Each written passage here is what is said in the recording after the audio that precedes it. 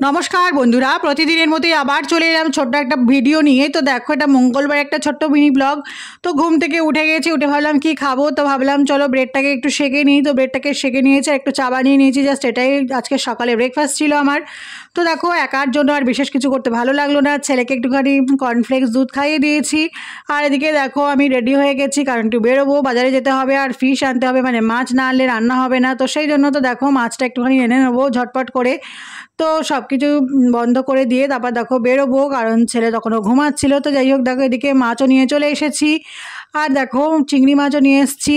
তো এটাই আজকের বাজার করেছি। তো সন্ধ্যাবেলা আবার বেরোতে হবে একটু সবজি নিয়ে আসতে, তো সেই জন্য তো দেখো এদিকে আর কিছু কি আনিনি আমি। তো দেখো লাঞ্চটা রান্না করে ফেলবো ঝটপট করে, কারণ প্রচণ্ড গরম লাগছিল। তো দেখো ঝটপট রান্না হয়ে গেছে। তো সাদা ভাত বানিয়ে নিয়েছি, আর করেছিলাম দেখো একটা মিক্সড ভাজা, এটাতে আছে মাছের ঝোল আছে, এটা মাছটা আলু দিয়ে করেছি, কাতলা মাছ। তো এই মাথাটা দেখছো এটা কাতলা মাছের মাথা, তো এটা আগের দিন ছিল, তো সেটাই রান্না করে নিয়েছি। আর দেখো একটা ভাজা করেছি। তো দেখো থালিটা তোমাদের সামনে সাজিয়ে দিয়েছি। তো কেমন হচ্ছে কমেন্ট করে জানিও। এটা একটা মিক্সড ভাজা, এতে সব রকম সবজি রয়েছে, তো এটা খেতে দারুণ লাগে, একটুখানি ঘি দিয়ে খেতে আরও ভালো লাগে। আর দেখো পনির আলুর তরকারি, তো এটা খেতে আমার ভালো লাগে, তাই জন্য একটুখানি বানিয়ে নিলাম। আর দেখো কাতলা মাছের ঝোল করে নিয়েছি। আর দেখো তারপরে খাওয়ার পর একটু রেস্ট করে দিয়েছিলাম, তারপরে আর কোনো ব্লগ করিনি। তো দেখো সন্ধ্যাবেলা একটুখানি বেরোতে হবে, কারণ বললাম তোমাদেরকে সবজি আনতে যাব। তো দেখো সবজি নিয়ে চলে এসেছি, তাই তোমাদের সঙ্গে একটুখানি শেয়ার করছি।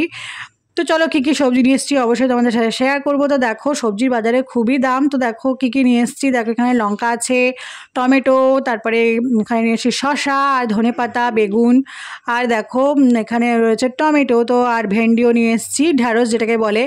তো যাই হোক এটাই হচ্ছে সিম্পল বাজার। আর একটুখানি চিকেন নিয়ে এসেছি, কালকে হবে লাল লাল ঝাল ঝাল চিকেন, কারণ চিকেন খেতে ভালো লাগে। আর অল্প করেই নিয়ে এসেছি, কারণ বেশি আর না আনাটাই ভালো।